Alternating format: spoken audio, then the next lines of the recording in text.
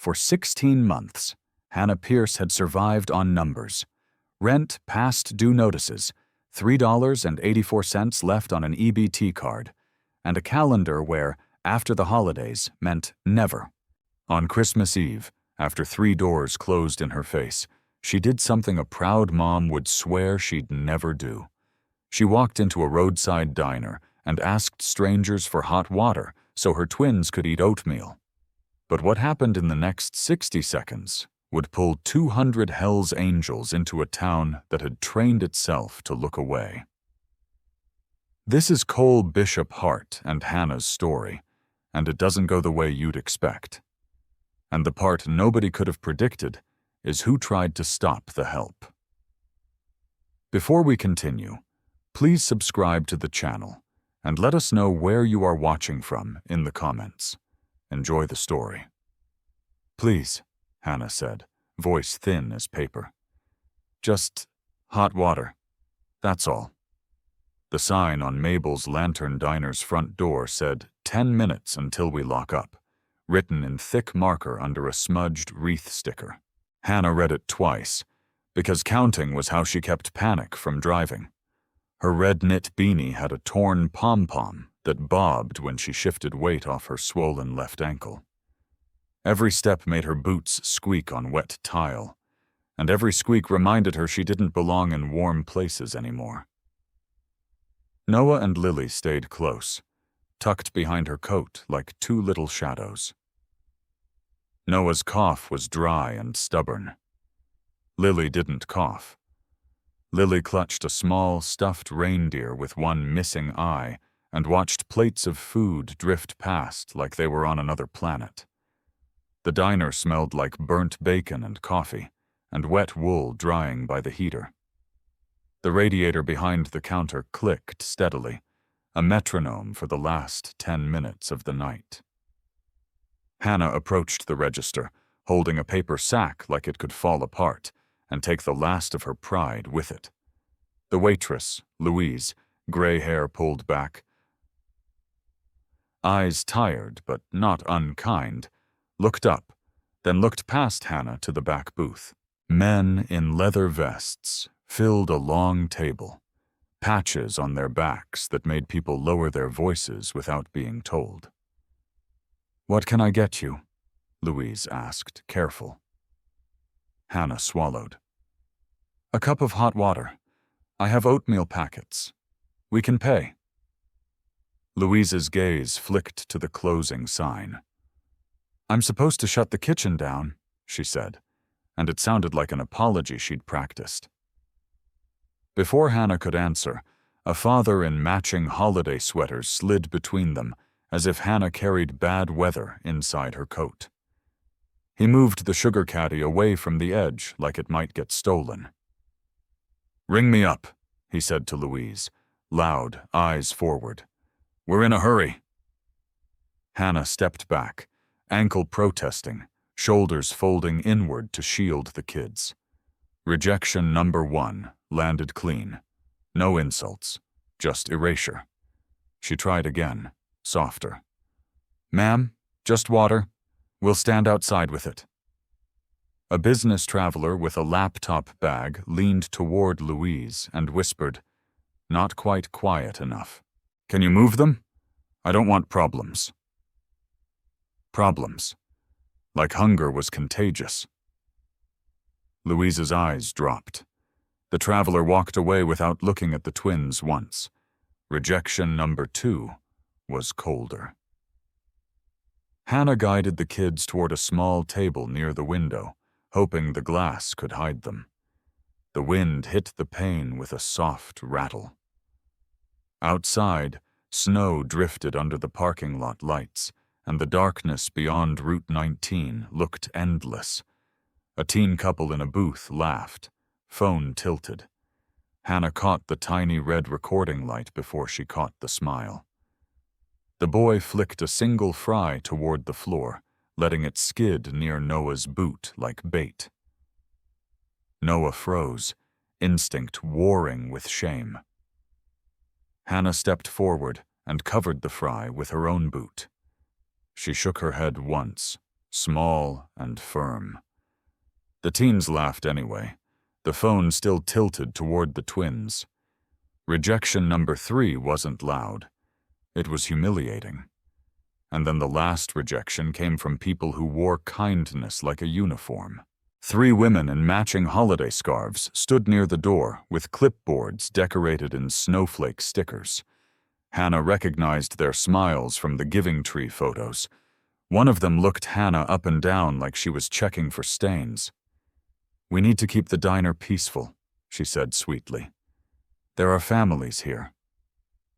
Hannah blinked. "We are a family." The woman didn't flinch. "Christmas is for families who plan ahead." The words slammed something shut inside Hannah's chest. She saw Noah's hollow cheeks, Lily's one-eyed reindeer. She saw the 10-minute sign and the bruise on her cheek fading from purple to yellow. She saw the bruised ring around her wrist like a handprint she couldn't wash off. At sunrise, the motel manager would lock them out. Her car battery was dead. Her phone screen was cracked. She had $27.19 in her pocket, and a town full of people who kept saying, "Not my business." Hannah started counting under her breath, because counting was safer than crying. 1, 2, 3. And that's when the room changed. Not with shouting, with a chair scraping back, slow and deliberate. A man stood from the back booth and walked toward her with the calm of someone who didn't need to prove anything. He was tall, broad, gray-bearded, a faded marine tattoo on his forearm, and a black leather vest with a Hell's Angels patch that made half the diner go quiet. In Evergreen Junction, folks called him Bishop. Now, you might be thinking you know what a biker does when he sees a mother being cornered on Christmas Eve. You might be picturing threats, raised voices, a scene. Bishop didn't do any of that. He knelt on the tile so his eyes were level with the children. "Hey," he said softly, palms open. "I'm Cole." Lily tightened her grip on the reindeer. Noah coughed again. Bishop looked up at Hannah, and his voice stayed gentle. "What do you need?" The words escaped Hannah before she could protect herself from them. "Can my twins eat your leftovers?" she asked. 7 words. A plea and a surrender. Bishop slid his own plate forward, half a burger, fries still warm, and pulled out the booth seat like it was a formal invitation. "Sit," he said. "Your babies eat. You're safe now." Safe. Hannah almost didn't recognize the language. Noah took one careful bite, then another, food turning into heat. Lily watched Bishop's hands. Then Lily finally took a small bite too, still holding the reindeer as if it was her last proof she mattered. Bishop's eyes stayed on Hannah. "Tell me what's really going on," he said, voice low enough that it felt private even in a room full of ears. Hannah's gaze flicked to the window, her breathing shortened. "The motel locks us out at sunrise," she said. "We haven't eaten since yesterday morning." Bishop nodded once, like hunger was a problem that could be solved with action, not pity. "And?" he asked, because he could already see the bruise patterns that didn't come from ice. Hannah's right wrist ached as if it remembered. "A man keeps finding us," she whispered. "Outside the motel. Bus stop. Tonight his boys grabbed my wrist and said I'd sign or freeze." Leather creaked behind Bishop. Someone at the back booth shifted. Bishop's voice didn't rise. "Name," he said. Hannah hesitated, because names were dangerous. Elliot Granger, she whispered. Behind the counter, Louise went still. Just for a second. Like that name had teeth. Bishop's eyes narrowed. "There's more," he said. Hannah swallowed hard. 3 weeks ago, she whispered. Behind this diner, by the propane cage. I heard him on speakerphone. Bishop's voice stayed steady. "What did he say?" Hannah's hands shook in her lap. He said, "That policy is 340. I'm not losing 340. Her breath hitched. He said Christmas morning I sign. He said, same as Marissa. Cold weather does the work. Silence spread across the diner like spilled ink. Bishop didn't move for 3 seconds. 1, 2, 3. Then he stood, and the way he stood felt like a door locking from the inside. You recorded it? He asked. Hannah nodded, fast. My phone's cracked, but it's there. Police didn't want to listen. Bishop's gaze flicked once to the church ladies. Their clipboards suddenly looked like shields. Bishop's eyes held hers, calm as stone. Nobody touches you again. Not tonight. Not ever. If you believe no mother should have to beg for hot water on Christmas Eve, comment "Warmth wins" and subscribe, because what happens next is the kind of justice this town tried to pretend it didn't need. Doc crouched beside Noah, thick hands steady, medical bag at his feet. Slow, he murmured. Warm fluids first. Small bites. Chalk slid into the booth across from Hannah, eyes kind, voice soft. Can you be brave for 60 more seconds? He asked. Just 60? 60 seconds felt possible. Hannah nodded. Badge stood at the aisle, clipped haircut, watchful eyes that didn't miss exits or threats. He didn't introduce himself as ex-law enforcement, but the way he watched the room said it for him. Signal already had his phone out, quick fingers backing up Hannah's recording and capturing every text thread. Time stamps, numbers, screenshots, he said. No more, he said, she said. At the end of the long booth, iron, white hair, hands like knotted rope, watched Hannah with a steady, almost weary attention. When he spoke, it wasn't loud, but people listened anyway. How many times did you ask for help? Iron asked. Hannah's laugh came out sharp and broken. County office put me on a wait list, she said. Police said it was kids messing around. Church said I needed proof I belonged. Her eyes flicked to the scarves. Motel manager tried to help, then got scared. Badge's jaw tightened. Someone leaned on him, he said. Bishop looked at the closing sign again. The radiator clicked. The snow pressed at the windows. Where do those 4 boys wait? Bishop asked. Hannah's throat tightened. Outside the motel. They show up when I'm alone. Louise's voice came from behind the counter, shaky. Evergreen Pines Motel, she said. Off the service road. 8 minutes. 8 minutes. A clear mission countdown. Signal lifted Hannah's cracked phone slightly. Let's play the recording once, he said. Everyone who needs to hear it, hears it.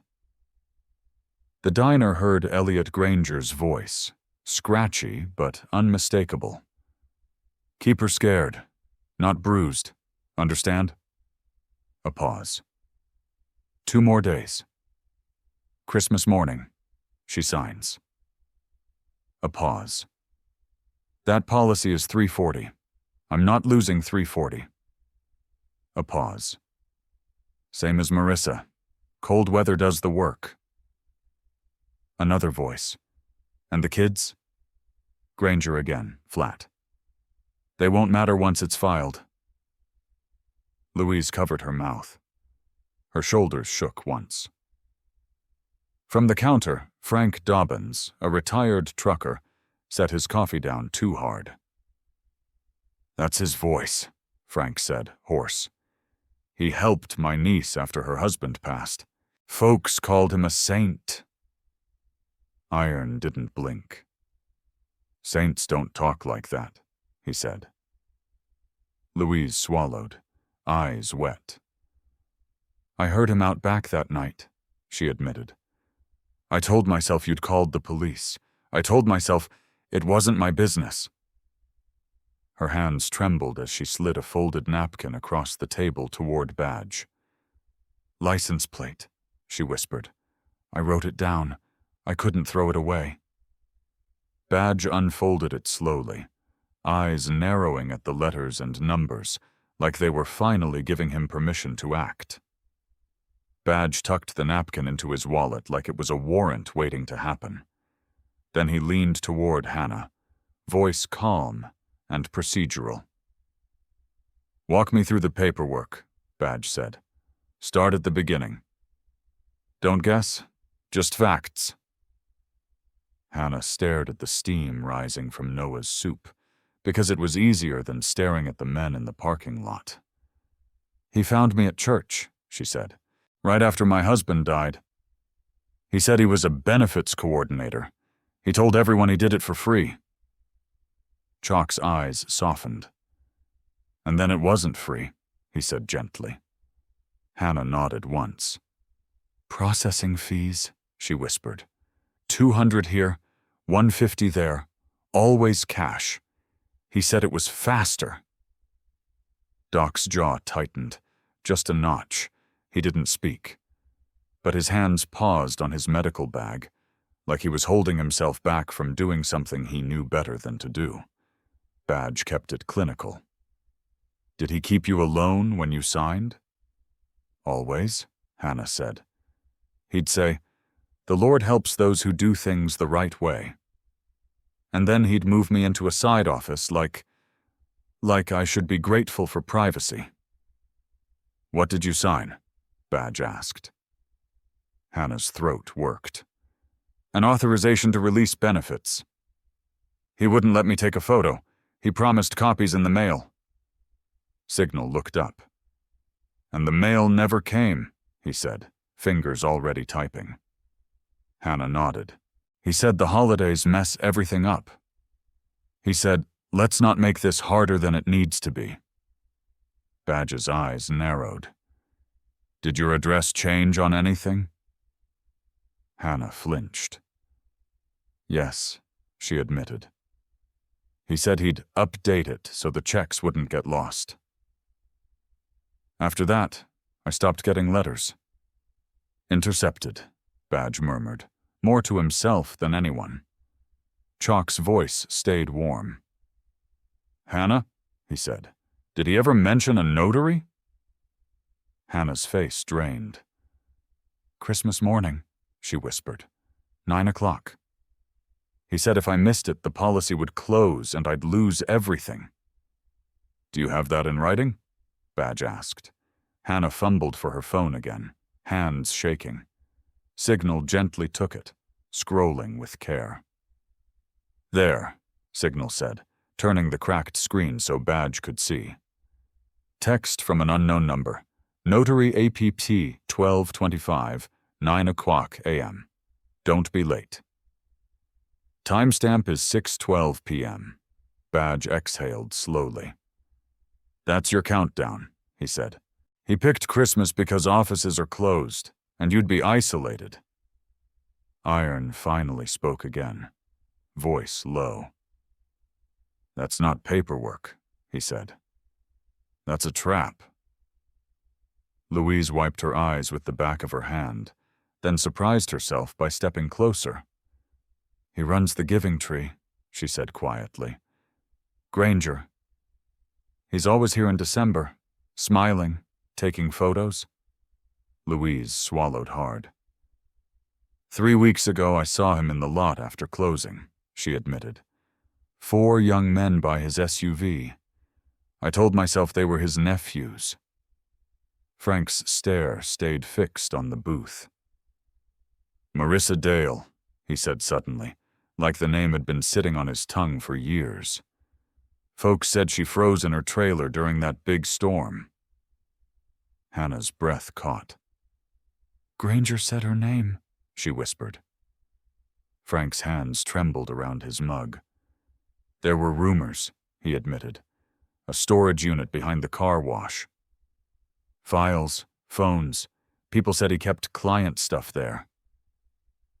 He looked at Bishop, shame in his eyes. I heard it, and I kept driving. The diner had been warm. The coffee smelled like home. The church ladies carried clipboards with snowflakes.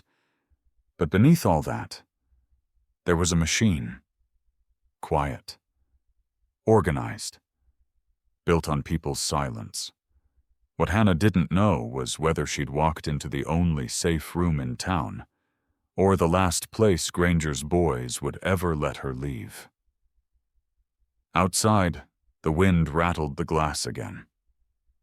Signal glanced toward the window, then back at Bishop. 4 hoodies by the ice machine, he murmured. They're here. Hannah's blood turned cold. She saw them in the lot. 4 young men, pretending to smoke, pretending to laugh, waiting for that 10-minute sign to turn into a locked door. Bishop placed a hand lightly on Hannah's shoulder.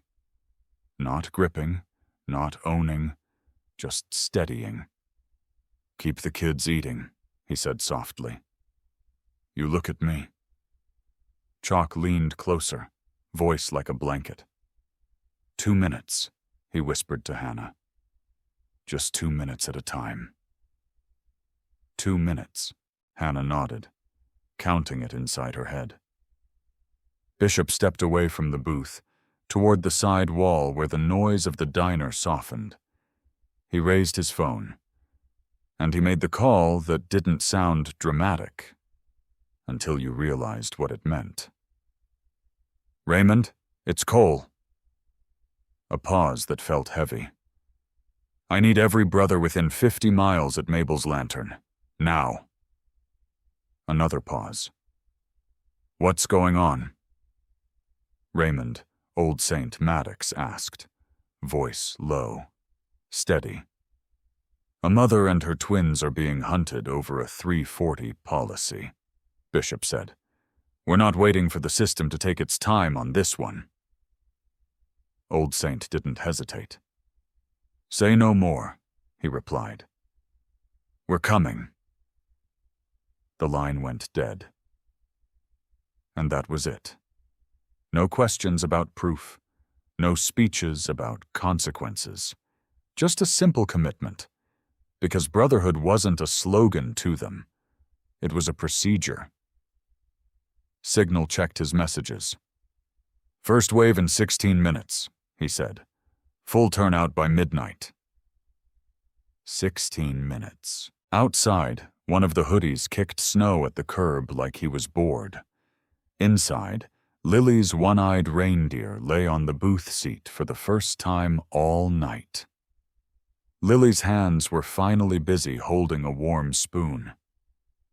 16 minutes, Bishop repeated, like he was giving Hannah something she could hold on to. He looked at Badge. We build the file, he said. He looked at Signal.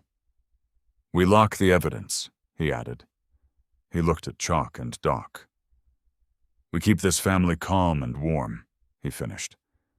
Then he looked back at Hannah, and his voice made promises feel like concrete. In 16 minutes, Bishop said, this town is going to have to watch. After that, we go to Tri-County Mutual and ask for every form Granger ever touched. We find out who Marissa was. Hannah's breath caught.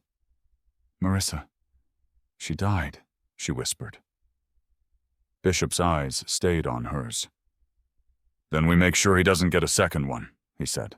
And now, armed with a recording, a license plate, and brothers racing in from the highway, Bishop was about to move this fight out of the snow and into the daylight. The rumble started low, far out on Route 19, like thunder you couldn't see yet. It grew into a rolling wall of sound, deep enough to make the diner windows tremble, and every conversation die mid-sentence. Headlights appeared in disciplined rows across the snow-dusted blacktop. Not one bike rushing ahead, not two weaving. Rows. 200 motorcycles eased into the overflow lot across the street and parked in clean lines like a drill team. The roar built, one engine, then dozens, until the whole town felt it in its ribs. Then engines cut off almost in unison. The sudden silence afterward felt heavier than the noise. 200 Hell's Angels stepped off their bikes and stood there without shouting, without fists, without drama. Just presence. Now you might be thinking that kind of arrival means chaos. But what came next was quieter. Worse for the guilty. Better for the innocent. They crossed the street in small groups, boots crunching over salt grit snow, leather creaking, breath turning to fog. They didn't crowd the door. They didn't act like a mob. They moved with the calm efficiency of men who'd learned that discipline wins cases. Old Saint came in last. Raymond Maddox's eyes found Hannah Pierce in one sweep, like her fear had a scent. Lily's one-eyed reindeer sat on the booth seat beside a warm bowl. Noah's cough was softer, but it was still there. Old Saint stopped 2 steps from the booth and nodded to Hannah with a respect that didn't ask her to earn it. Then he looked to Bishop. "What do we have?" he asked. Bishop answered with facts, not anger. "A recording," he said. "A Christmas morning notary trap, a 340 policy. 4 young men outside right now." Badge stepped in, voice clipped, procedural. "We do this clean," he said. "Statements, copies, law." Old Saint turned toward the brothers filling the diner. "The question is simple," he said. "Family says going. Family stays warm. Evidence gets daylight. Granger sees cuffs before breakfast." He let the sentence hang, then asked it like a verdict. "All in favor?" The room went quiet. Just the ticking of the old wall clock and the radiator's faint hiss. For a moment, nothing. Then every hand went up. No hesitation. Not a single dissent. Old Saint nodded once. "Good," he said. And in that one word, a plan became a promise. Signal moved like a technician, not a warrior. He backed up Hannah's phone. Audio, texts, call logs. Twice. Timestamps visible. "One stays with us," he murmured. "One goes to law." Doc stayed with the twins, keeping it simple. "Warm first," he told Noah. "Small bites." Chalk stayed with Hannah, voice soft, steady. 10 more minutes, he told her. Just 10. 10 minutes at a time. Badge started building the case the way towns wish they had. He went to Louise Harper at the counter. Louise, 68, waitress, 42 years in Evergreen Junction, hands shaking around a coffee pot she wasn't drinking from. Badge's voice stayed gentle, but precise. "Louise," he said, "tell it clean. What you saw, when you saw it, why you stayed quiet." Louise swallowed hard. What she saw, she began, was Granger's SUV out back 3 weeks ago, Tuesday night, about 10 after 10. She described the propane cage, the wind, the way Hannah's coat moved like she was shielding something small. She described 4 young men in hoodies near the SUV, and Granger's voice on speakerphone, calm as a man ordering takeout. What she heard, Louise said, was "keep her scared" and the 340 line. Her hands trembled as she spoke. Why she stayed silent, she admitted, was fear and shame. Fear because he runs the giving tree, and people like that make trouble disappear. Shame because I told myself somebody else would handle it. Her guilt showed up physically. Jaw tight, eyes wet, shoulders hunched like she was bracing for a blow. And then her confession came out in the smallest voice. I knew something was wrong, she whispered. I didn't want to be the one who made it worse. She slid the napkin with the license plate across the counter to Badge, like it weighed 100 pounds. That napkin was evidence, but it was also a receipt for a town's silence. Badge took it, nodded once, and turned to the next failure. Because there was always a next failure. Sandra Keene didn't walk into the diner. She called because she'd learned what happens when you show your face. 54. Former church pantry volunteer. The woman who used to sort canned goods and smile for holiday photos until she saw the wrong kind of paperwork. Badge put the call on speaker so the trooper could hear. Sandra's introduction came out clipped, like she didn't trust kindness. I served at Evergreen Community Church for 9 years, she said, and I quit last spring. What she saw, Sandra said, was Granger working the giving tree line like a fisherman, handing grieving families help pamphlets. She saw him guide widows into a side office, always alone, always rushed. She saw the same phrase at the top of the forms, authorization to release benefits. She saw the same notary stamp used over and over, stamped by a woman who sat on the holiday charity committee. When she saw it, she said, was every December, every sign-up night, right after the photos. Why she stayed silent, she admitted, was overwhelm and retaliation. I reported it to the pastor, she said. He told me to stop gossiping and took me off the schedule. I tried the county office, she said. They said I needed a victim willing to file. And when I kept pushing, her voice tightened, I got warned. You'll lose your job. You'll lose your church family. Her guilt cracked through anyway. My hands shook every time I stamped a box of food, she said, because I knew I was feeding people while someone else was picking their bones clean. Then she added the piece that changed the shape of the case. I have copies, Sandra said. Forms he forgot in the copy room. I saved them because I couldn't sleep. Signal gave her a secure upload link within 30 seconds. The third witness didn't come from a diner or a church. He came from a bank. TJ.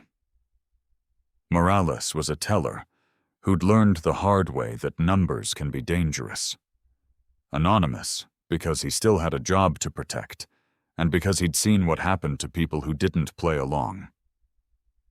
What he saw, TJ, said, were 11 cash withdrawals over 60 days, totaling $26,400, pulled right after benefits deposits hit. He saw the same pattern. Withdraw, withdraw, withdraw. Then a payday-looking purchase. He flagged it. He documented it. He did what the system says you should do. When he did it, he said, was late October, twice. Why he stayed silent after that, he admitted, was pressure. My manager called me into the office, he said. He said, "That man's a community leader. Stop creating problems." His guilt showed up in his voice, fast, tight, like he was sprinting through his own confession. I told myself filing the report was enough, he said. I didn't want to lose my job before Christmas. Then he dropped the last rung of the ladder. And the manager, TJ added, is in Rotary with him. Same table, same jokes. Badge closed his eyes for half a second. This wasn't just failure. It was insulation. He stepped outside and called someone who didn't owe Evergreen Junction a favor. A state fraud investigator answered on the second ring. Badge kept it tight. I've got audio tied to extortion and a $340,000 policy, he said. Victim, 2 minors, active threats tonight. Church front, claims office, storage unit behind the car wash. A pause. Then, send it. Signals transfer went out before Badge finished breathing. Within 8 minutes, a state trooper rolled into the diner lot, lights off. Careful. 2 local deputies arrived behind him. One of them was Deputy Coyle. Hannah went rigid the moment she saw him. Coyle's smile appeared automatically, the kind meant to calm and control. Badge stepped between Coyle and the booth. Deputy, he said, you're here as a witness, not a filter. Old Saint didn't threaten anyone. He simply watched. And being watched by 200 disciplined men made it harder to lie. The trooper listened to the recording, then took Louise's statement, Sandra's upload, and TJ's report. At 12:41 a.m. on Christmas Day, the trooper called an on-call judge. At 12:59 a.m., a warrant was issued for Tri-County Mutual's office and the storage unit behind the self-serve car wash. Bikers didn't kick doors. They staged. They moved like a security detail that understood the law would hit harder if it walked in first. The caravan rolled out in tight rows. No weaving, no revving, headlights steady. At the car wash, they parked one by one along the far edge of the lot and killed their engines until only wind remained. The storage unit sat behind the bays like a row of metal mouths. The trooper read the warrant out loud. Procedure mattered. Then he cut the disc lock and stepped inside first. Cardboard, paper, cheap cologne trapped in fabric, bins stacked high, a folding table, a neat little folder sitting on top like a dare. Holiday pressure. Signal filmed from a respectful distance. Timestamps visible. Badge lifted binders with gloved hands and started turning pages. Authorization to release benefits. Over and over. And tucked into paragraph 4, the same poison. Temporary trustee. Granger Holdings, LLC. Old Saint exhaled slowly. Not a helper, he murmured. A funnel. Then Badge found the calendar page. 12/26. Close Pierce file. And beneath that, older paper. A death certificate. Name, Marissa Dale. Cause, exposure, hypothermia. Date, February 14th, 2021. Behind it, an insurance statement. $210,000. Beneficiary, Granger Holdings, LLC.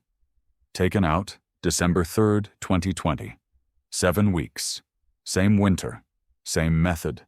Same machine. The second victim wasn't rumor anymore. She was ink.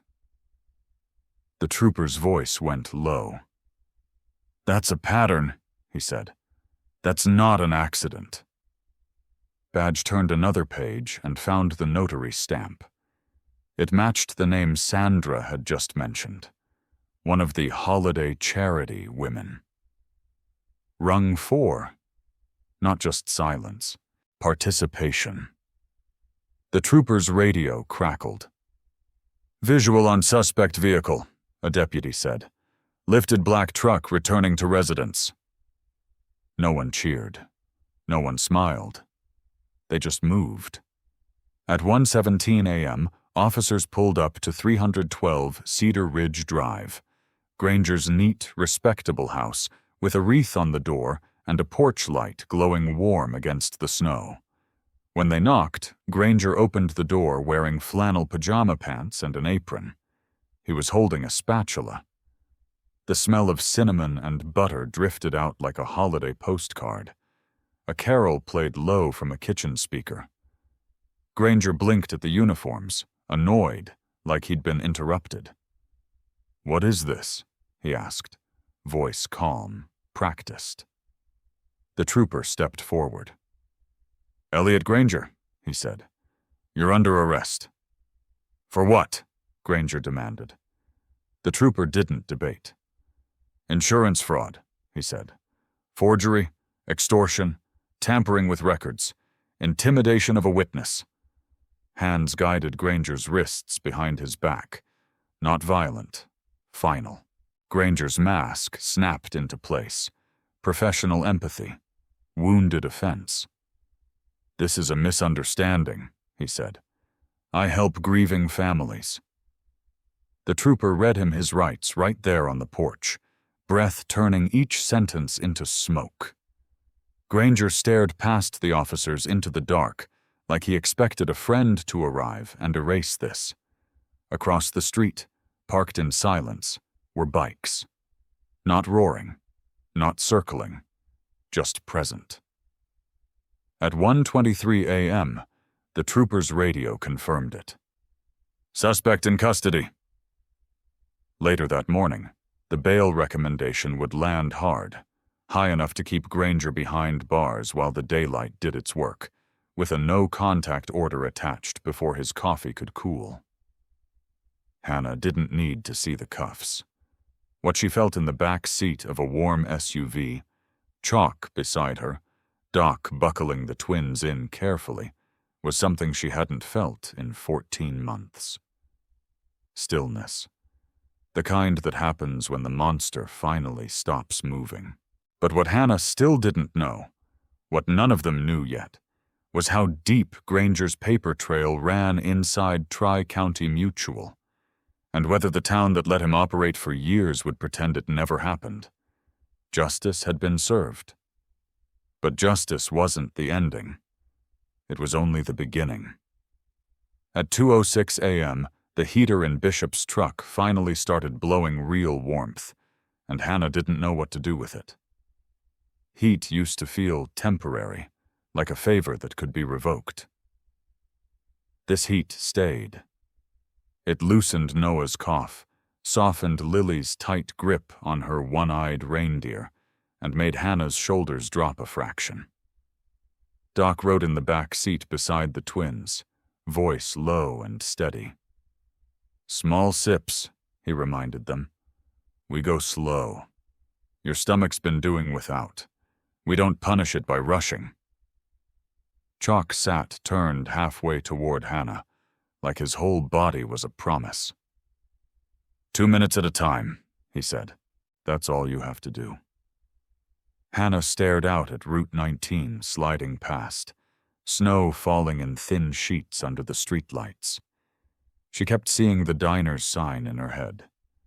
10 minutes until we lock up. Like the world was always about to close its door. Bishop drove without speeding, hand steady on the wheel. "We're not dropping you back into the same place," he said. "Not after tonight." "Where do we go?" Hannah whispered. Bishop didn't answer with comfort. He answered with logistics. "Clinic," he said. "Then a warm bed that locks from the inside. Then paperwork in the morning. Badge already lined up a victim advocate." At 2:19 a.m., they stepped into Evergreen Memorial Urgent Care. The waiting room smelled like disinfectant and old magazines. The heater there hummed steady, different from Mabel's ticking radiator, and Hannah noticed anyway, because sound had become her warning system.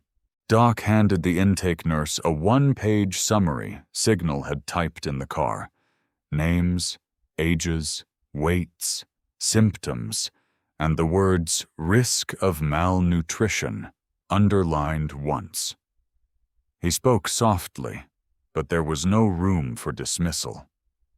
By 3:03 a.m., a physician confirmed what Hannah had been trying not to name: dehydration, early malnutrition, Noah's cough edging toward bronchitis, Hannah's ankle sprained and her wrist bruising consistent with restraint. Doc didn't let the doctor drift into vague language. "Write it plain," he said. "Document everything. Timestamps." At 3:44 a.m., the twins fell asleep sitting up, warm blankets tucked under their chins. Lily's reindeer stayed pinned to her chest like a heartbeat. Hannah tried to stay awake by counting. 1, 2, 3. Chalk stopped the spiral with a whisper. "You don't have to be on guard in here," he said. "We're right outside that door."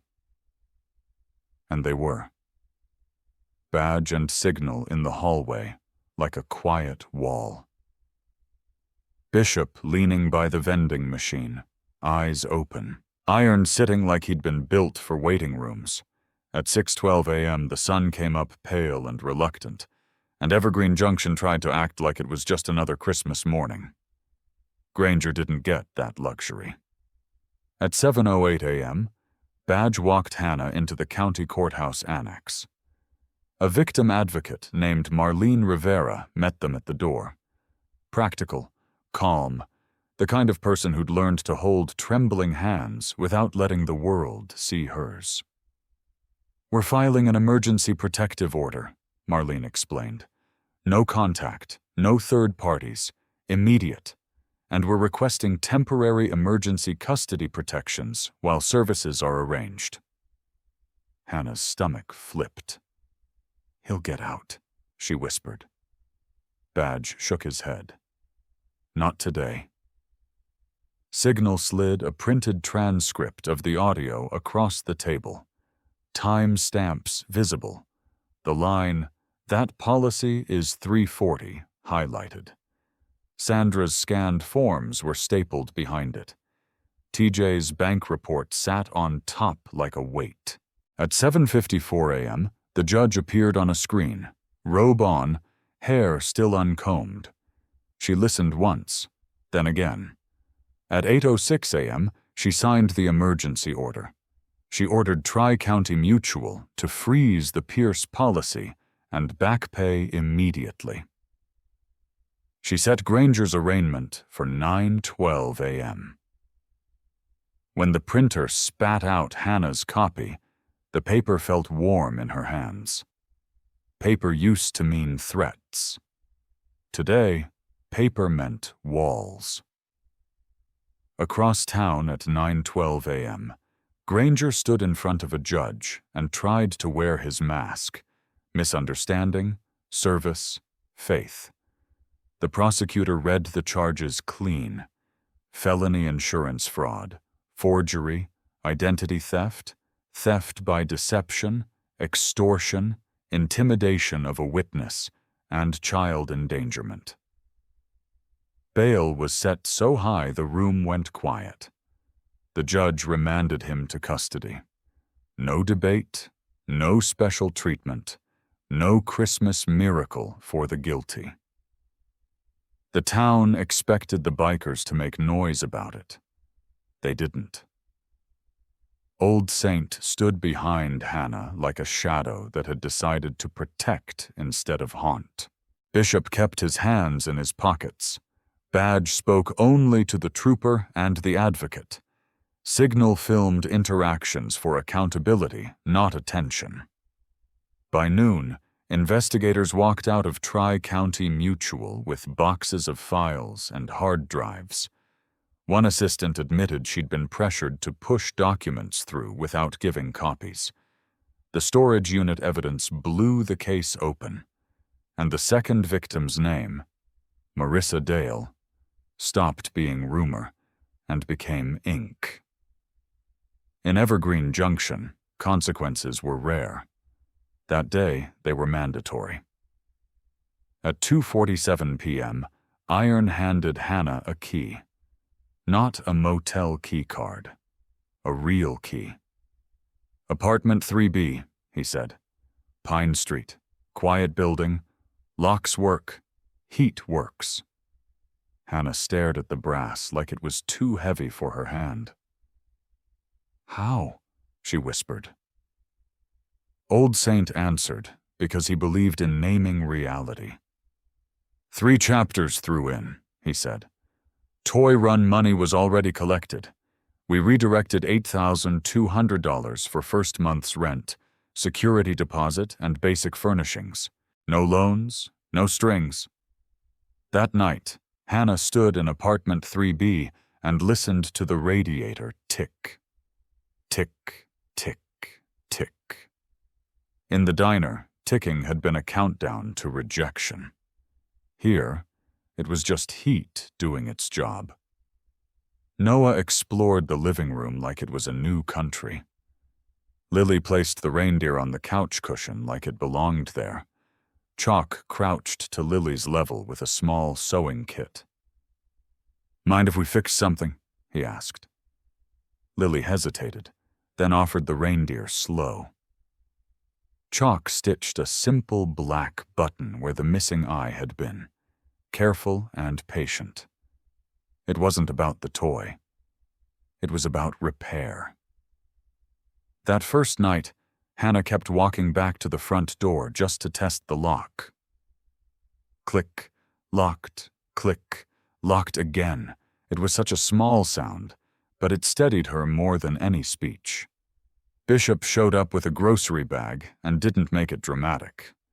Oatmeal, peanut butter, bananas, a rotisserie chicken still warm in its plastic dome, and a $100 gift card taped to the top. "Food for the week," he said. "No pride required." Hannah tried to refuse. Bishop shook his head once. "You already paid," he said. "You walked in and asked. Most people never do." Later, Chalk sat at the little kitchen table with Noah and helped him sound out words from a library book the school donated. Lily lined her crayons in perfect rows and watched them from the edge of the room, not quite ready to join, but not hiding anymore. Doc left a printed sheet on the counter. Simple meals, slow increases, warning signs. "Refeeding can hit hard," he told Hannah. "If they get dizzy, if their heart races, you call me or you call the clinic. No waiting."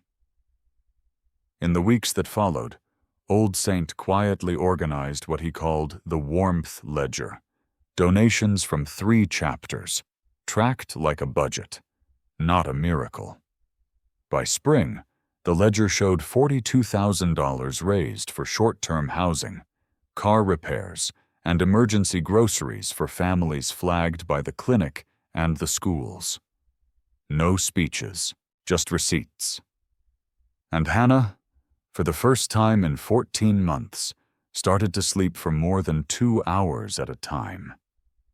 3 days later, Doc drove Hannah and the twins to a pediatric follow-up and then to the Evergreen Family Wellness Center, where a trauma counselor scheduled weekly sessions, one for Hannah, one for the twins together. Doc squeezed Hannah's shoulder once in the parking lot. "Getting safe is step 1, he said. Staying safe takes care." Signal set up Hannah's phone with a new routine. Emergency contacts pinned, location sharing with Marlene and the club, recordings auto-backed up. "You don't have to prove yourself alone anymore," he told her. Badge met with the prosecutor and made sure the case didn't become a headline that faded. He insisted on restitution paperwork. He insisted on audit expansions. He insisted the system write down what it had tried to ignore. Bishop did the simplest thing. He fixed Hannah's dead car battery in the lot, hands black with grease, humming quietly like the work was ordinary. And that was the point. Safety was built out of ordinary things done consistently. When trial came, the file was thick. Sandra testified about the forms and the notary stamp. Louise testified about the license plate and the night behind the diner. Frank testified about rumors he'd ignored. TJ's report mapped the withdrawals like footprints in snow. The trial lasted 3 days. The jury deliberated 1 hour and 46 minutes. Guilty. At sentencing, Granger tried his mask again. The judge didn't match his tone. 8 years in state prison, she said. No eligibility for parole for 5. She ordered restitution, and she ordered Tri-County Mutual to review every case Granger touched in the last 5 years. The Holiday Charity Committee's notary was charged separately for document falsification and conspiracy. Hannah didn't cheer when she heard it. She just closed her eyes and let her body believe what her mind couldn't yet. He couldn't reach her. 6 months later, Winter still came to Evergreen Junction, because Winter doesn't care about verdicts. But Hannah did. On a Thursday afternoon at 3:47 p.m., Hannah stood inside Mabel's Lantern Diner again. Not begging this time, but working. Louise had offered her the job after the first court day, sliding an application across the counter with trembling hands. "I can't erase what I didn't do," Louise had said, "but I can do something now." Hannah's first shift smelled like coffee and bacon and wet coats by the heater. The same smells. A different life. Noah sat in a booth after school with a library book, his cough gone. Lily colored quietly, her reindeer beside her with its new button eye. Outside, the snow fell in thin sheets. Inside, the radiator ticked. Tick, tick, tick. Only now, Hannah didn't count it like a threat. She counted it like proof she'd made it to warmth. Here's what I want you to notice, if you've stayed with this story. It wasn't the patch that saved Hannah first. It was a man kneeling to a child's level without making a show of it. It was a waitress writing down a license plate because guilt finally outweighed fear. It was a volunteer saving copies because her conscience wouldn't let her sleep. It was a teller filing a report, even when his manager tried to bury it. And yes, it was 200 motorcycles showing up, but not to intimidate. To witness. To stabilize. To make sure the truth didn't get handled behind closed doors. You don't need 200 bikers to change a story like this. Most of us don't have that. But you do have eyes. You do have a voice. You do have the ability to ask one uncomfortable question when something feels off. If you've ever watched a struggling mom at a counter and looked away because you were tired, this isn't here to shame you. It's here to wake you up. Because the machine Granger ran didn't run on genius. It ran on silence. In the months after the verdict, Evergreen Junction changed in measurable ways.